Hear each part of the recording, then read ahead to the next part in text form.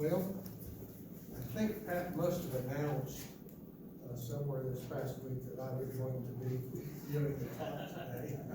And everybody said, oh my God, how boring. We better not go. If you were expecting a sermon, you're probably going to be disappointed. I don't do sermons well. I'm a teacher. So we're going to do a little more Bible teaching today, if you all can bear with me. We're going to lay the foundation today for the next sequel to this, or you won't know what that's all about. So we're going to do some foundation work. Whether it sounds boring or not, we have to do it. So this part today, I've called, since it's the foundation, I call this the Churches of the Apocalypse, Part 1. So I want to find out if anybody will volunteer. What does apocalypse mean to any of you? Ben? Zombie apocalypse.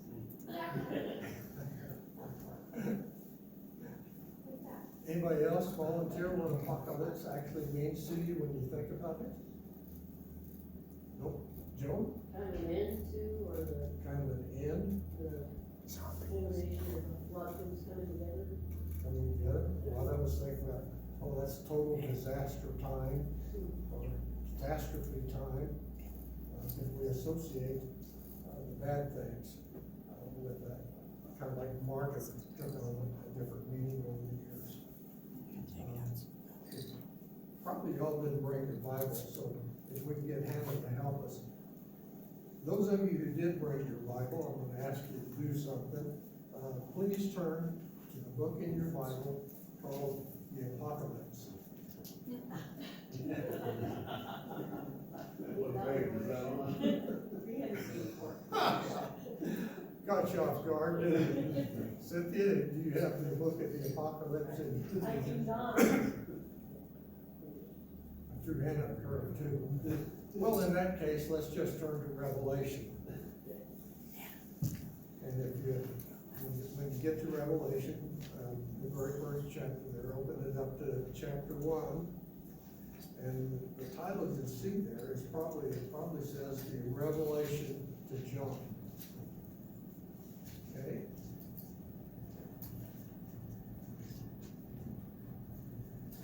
And so the Revelation to John is relatively close, because the word apocalypse actually means the revealing. Instead of catastrophe or disaster, apocalypse means revealing.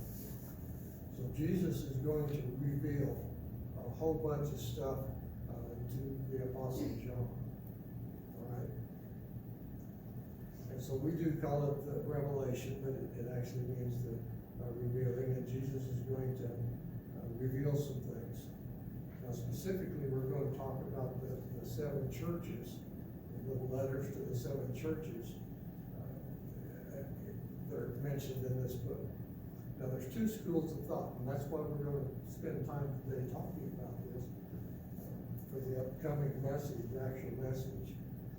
The 2 schools of thought are roughly half of the theologians out there claim that those 7 little letters, as brief as they are, 7 paragraphs, not really 7 letters like you think in this. They think those were specifically written to those 7 churches, and that's all there is to it. It's just those.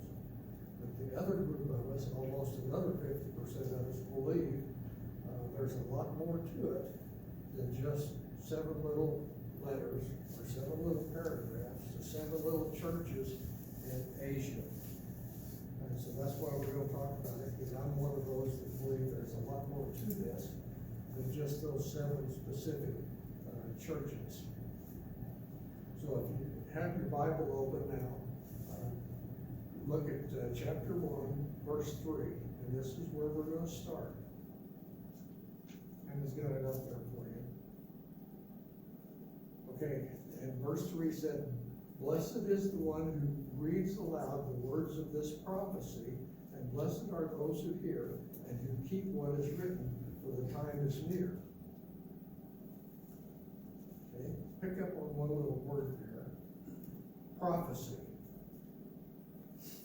John tells us, Jesus is telling John, this book is a prophecy. If it's a prophecy, it's not about these 7 little churches that have already happened, that already are. So it's a prophecy. So here's my prophecy. I prophesy that 6 years from now, down the road, there will be a city market store located just south of the Walmart store. Now, what kind of a prophecy is that? That's not prophecy. But if I were to tell you, well, 6 years down the road from now, 6 Points will be in the city market store, and that actually happens, that's a prophecy. These prophecy things are future. They're not current events. So that's our first clue that Jesus is revealing to John, that these 7 letters are not just about those 7 specific little churches. They're things to come. Okay, so now I'm gonna jump on over to the 19th verse. If I can find the 19th verse. And we're gonna look at this. And I'm gonna give you a little lead in to this verse, and then we're gonna read it the way it is. When you go from Greek to English, when you're translating, it's in a way it's similar to going from Spanish to English. The nouns have the associated with it. So our translators throw those out. Example, if I were to say, send the boy to the store to buy the milk for the cereal for the breakfast, we don't need all those thes. So the translators automatically throw all those thes out because we don't need them. Okay? So sometimes the translator, they can't do it verbatim, so they throw stuff out, and once in a while they'll add an extra word or two to try to make it make sense. So they'll change it a little bit along the way based on their understanding of what it says. And this verse is one of those that falls in that category. It says in 19, write therefore the things that you have seen, those that are, and those that are take place after. Is that what that, after these things? Okay? Now, if you just stop there, that looks like these things may be just those churches. But in Greek, they threw out a little piece of this, because to them it was a redundant statement, but it makes a difference in how you understand this. Because in the Greek it says, write the things which you have seen, the things which are, and the things which will take place after these things take place. Well, they thought that was redundant, so they threw that out. But that gives you a whole different outlook, potential outlook of what he's saying, because he's saying, after these things take place. Well, places don't take place, Youngson doesn't take place, but events take place. So that gives you another little insight that this has multiple meanings in these 7 letters.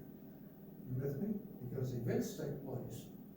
New Song doesn't take place, but we have events here that take place. So now that opens the door that says, okay, we're looking that these may be a lot more significant than just 7 little letters to 7 specific churches. Good. Then he says, write to the 7 churches, and now we'll start looking for some clues to follow. So he says, write the things which were, the things which are, the things which are to come after these things. And now he starts to explain. The things which were, the things which are, the things which are going to be. So he spends a little time telling us, especially the things that have already taken place. He spends time telling us about himself. That was. I'm the first, I'm the last, I'm the Alpha, I'm the Omega. I have the keys that can close or to open. So he's telling us historically to John the significance of what he really was. He's telling us who he really was in reality. And then even in chapter 12, when he goes through the sun and the moon and the 12 stars, which was a continuation of Joseph's vision out there about the sun and the moon and the 11 stars that bound down to it. He Okay, this is actually what this was all about. This is all about Israel. So he's telling John to tell us, this is the significance of what has happened. Okay, and then the 7 little letters that he specifically writes are the things that which were at the time. So he tells us a few things, but he's already told us that the majority of this work is prophecy. So the majority of this has not been fulfilled. Okay? And so we're going to start talking now about some of the clues as to why this is not just 7 little letters. If you flip over to 2:1, and we'll just pick a few pieces here and there from the different churches, because the next time we're actually going to go through everything about the 7 churches, but right now we're just looking for details that says this is not specific 7 little letters. Okay, so he tells us to write to these 7 churches. But there's a whole bunch more than 7 churches in that area. So why has he specifically picked out just these 7 to talk about out of all of them that he could have chosen? So that's question number 1. Why would he have specifically picked out just these 7? Okay? So let's look at the church at Ephesus. And he points out the church of Ephesus has a lot of issues with false apostles. But how many of these churches were founded by apostles? And how many of these churches, out of the whole bunch of them, suffered issues with false apostles? It's not peculiar just to Ephesus, is it? Paul fought this all the time. He fought it at Thessalonica. He had the issue here at Ephesus himself. Remember all the problems he had with false apostles coming into Corinth? But this is the only church of the 7 that he points out anything about apostles. So that should be a clue for us, because how were the churches all founded in the beginning? By apostles. So I think specifically he's picked Ephesus first and used this as apostles. Now when we get later on, we'll start adding to how this is going to unfold, starting with the apostles. Okay, now from that clue out of Ephesus about the false prophet, now the next church we're looking at Smyrna. And it said poverty and tribulation. That's the 2 things that are really peculiar to the church of Smyrna. Well, why didn't he add Thessalonica? Thessalonica also was the poorest of all the churches. They had nothing. They were absolutely destitute. But he picked out Smyrna to talk about in this story. And there were other churches he could have chosen. So he's picked Smyrna for a reason, and he's picked it to follow Ephesus. So this church follows the apostles. And then we jump to Pergamum, the 3rd church. And false teaching was rampant there. Paganism was there. Satan worship. He tells us twice in that little letter that you live where Satan dwells, where his throne is. So he tells us twice that this is a problem with Satan and paganism. But he could have just as well talked about Corinth, because Corinth had the same problems or even worse problems. But he chose this church for a reason.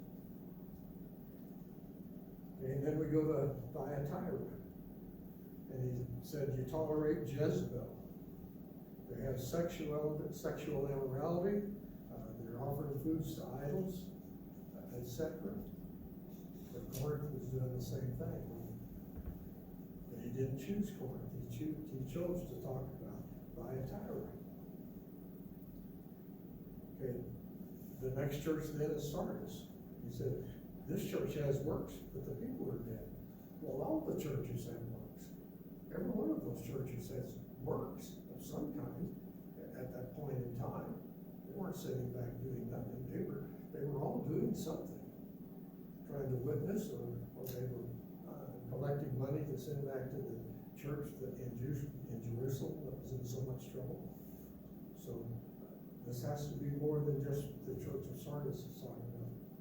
And then we get to Philadelphia, number 6 church. He tells that church that they have a little power.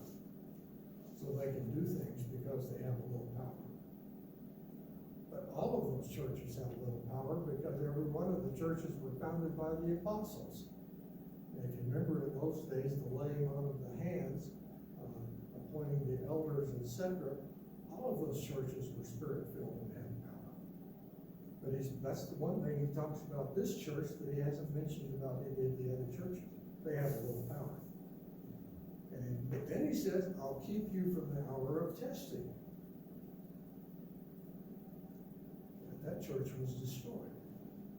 That church went down was totally destroyed in 262 AD. Nothing left of that church but a couple of stones on the ground.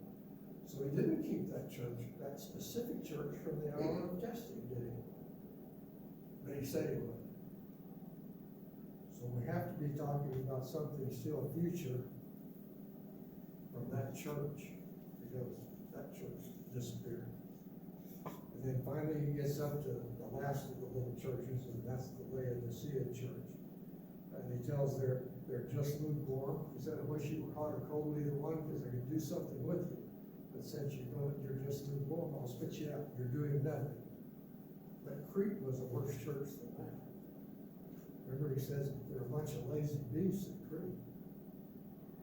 So again, there's a reason why he chose this church, and he chose them all in this order. Now let's go back. If you kind of believe some of the stuff that I've been telling you so far, so we can kind of distinguish. In fact, these aren't just 7 little letters. There's a lot more meaning here than just the 7 letters. We'll start talking about how I perceive this. I think, and based on what we've gone through, these 7 little churches, besides being 7 specific churches that he chose for a reason, are church eras. You go from one church era to the next era through time. So now we're not limited to just being 7 letters. This is prophecy that we are going through church eras. So if you look at the church of Ephesus, we'll go back now and kind of put these in time frame. Hopefully you can see what I'm talking about. So the church of Ephesus, in my opinion, and about half of the other theologians' opinion too, we call it the apostolic era. This is the church era that was founded by the apostles. So they still carry over everything that they had been taught by the apostles. They've been Holy Spirit filled by the apostles. And so this is the era of the, now these eras we're talking about are like bell curves, and there's an overlap in time. The next era starts before the prior era ends. So there's always some overlap in time between these 7 bell curves. So if you go back to the Ephesus church, that church really had power from AD 32, starting with the very first 12 apostles, and it lasted through AD 100 as a power-based church. Okay? And then in AD 292, by that time, that church is totally gone. There's no remains left of that church. So that's our first era that we've gone through. Okay, the second era is the Smyrna church, and that runs from about AD 100 up to AD 313 is about the meaningful time frame for that church. And that era was the Roman persecution. All of those years, those are the feeding the Christians to the lion era, trying to get rid of everyone that ever believed in Jesus as being the Savior. And so that is known as the Roman persecution. Okay, Pergamon, then, the next church, runs from about AD 313 up to AD 600.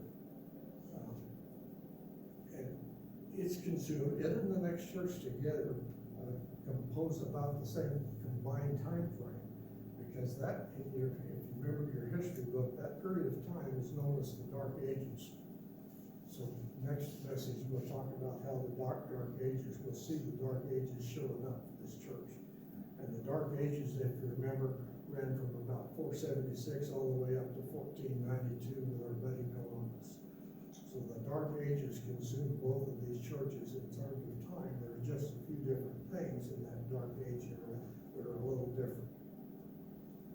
Because in Thyatira, that church runs from about 8,600 all the way up to 1517. And you remember some of the warnings to that church. If you don't repent and do this, he said, I will cast you, your children, on their deathbed.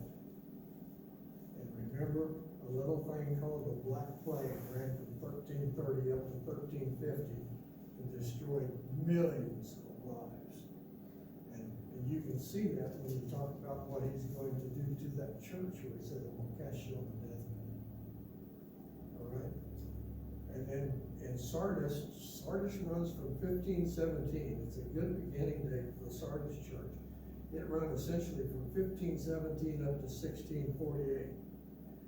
And if you look at what it says in that church, and we'll do more of that again next time, it says, wake up. Remember, he tells that church to wake up. A fellow by the name of Martin Luther came along at that point in time, and that era of time, and this is not coincidence, if you remember, that era of time is called the Great Awakening. And so the Great Awakening, starting with Martin Luther, how it's not coincidence that our Bible tells us that church wake up. And they did wake up, okay? So they wake up with Martin Luther. Now, based on what Martin Luther had done, the big changes he made, and he didn't mean to, but broke that part of the church away from the Roman Church, Roman Catholic Church. All he wanted to do was get the Catholic Church to repent and do away with those 95 stupid things that they believed, like climbing the stairs on broken glass and saying a little prayer each step you go up, and then he woke up and he said, that is absolutely stupid. And remember his words when he finally woke up that day, he said, Solo Christos. He said, it's Christ alone. All this stuff that we're doing out here, paying to have our sins forgiven, and all this stuff, he said, that's baloney. That's not what it's all about. Well, they wouldn't repent, so the church that believed what Martin Luther was telling them broke away, and that became the Protestant Reformation. And so that all started with Martin Luther. So now we get to the Philadelphia. That's the next era. And there's a couple of pieces in the Philadelphia era. The Philadelphia church actually began in 1648 and ran pretty hard all the way up to 1960. Okay? And so 1844 up through 1910, this is the era of the Philadelphia church, and they're pretty neat. Because once again, the Philadelphia church has found the power that the original church of Ephesus had. They found all of the gifts again. The gifts had all gone away. But the Philadelphia era, they woke back up. And from 1895 to 1910 is super important the way it affects us today. Because there were some giants, if you remember your history, church history at least, back in those few years. Some of the things that happened during that period of time, there was a fellow in Scotland by the name of Rees Howells, that the Lord just dramatically touched his life and lit him up. And there was another fellow you probably heard of, his name was Andrew Murray. Andrew Murray was a big-time preacher and writer. I have all of his books but one. He was totally on fire. Another fellow by the name of Doc Schofield. And you probably, I'm sure some of you at least have heard of the Schofield Reference Bible. Because Doc Schofield went through there and put all of the pieces together and made us a good reference Bible. Unfortunately, it was King James, but it still had his references. And then another dude that was very important was Sir Robert Anderson. And so you got these bunch of Scotsmen and one Brit that are doing all this stuff in time. By the way, a unique story I'll throw in. It's not in here, but it's a unique story. Rees Howells, the Lord made Rees Howells walk through everything that he wanted to pray about. If you prayed for people to have food, he said, well, you do without food for a while, and then come back and we'll talk about it. So you go hungry for a while, and he did. He went through a period of time of one meal a day and lost a couple 100 pounds. He he'd been a big fat boy. So anyway, he finally gives Reese a baby, a son, after all those years. And now the baby is just a year old, and the Lord tells Reese, I want you to go to Africa. So he wants him to leave his wife and his baby he's finally waited for and go to Africa. And Reese balked, said, no, I don't want to go to Africa, I've got this new boy. And the Lord said, if you go to Africa for me, I'll give you 5,000 souls. Okay? So finally he decides he better do that. Life's miserable until he does what the Lord tells him to. So he goes to Africa on a missionary trip, and who does he run into in Africa? A fellow by the name of Andrew Murray. I get emotional about that story. It's pretty cool. Because he hooks up with Andrew Murray, this other dude I told you about, and they spent 5 years there in evangelism in Africa, and the Lord gave them 150,000. So, pretty good return on your investment. So anyway, and Sir Robert Anderson, he's the first guy that put all of the pieces of time-wise about Daniel's prophecy. Remember Daniel's prophecy about the 7 weeks, the 62 weeks, and then there's a missing week still? He's the first one that put all that into the time frame and discovered the issue here is these are years of weeks. They're not just literal 7-day weeks, they're weeks of years. And then he discovers, because he knows when that letter was issued by Cyrus to go rebuild the temple, it wasn't fitting. So he's the guy that actually put the time together and discovered when you're talking about God's time frame, you're talking about 360-day year, not 365. Like you go back to the flood event and see that they were on the water for a year. Those are 360-day year. So when Sir Robert Anderson's light came on and put that into 360-day year, they built the temple when they should have, and Christ, the Messiah, was cut off in AD 32. So he's the cat. So I have a lot of respect for Robert Anderson because he's the one that actually put those pieces together. And so Daniel's prophecy is absolutely a perfect time frame-wise. And the other thing that happens to us in America at that same time, in this Philadelphia era, and probably y'all have heard of it, that was the Azusa Street Revival. So that's the other point where the power has been all reestablished into the Philadelphian church. And so we're, in my opinion, we're closing out that Philadelphia era as an era. Because we've been falling apart since '62. Pat? For people that haven't heard of the Azusa Street Revival, can you share what that was about? I can't tell you the whole story, but it was interesting to me from a different perspective. It happened out in California.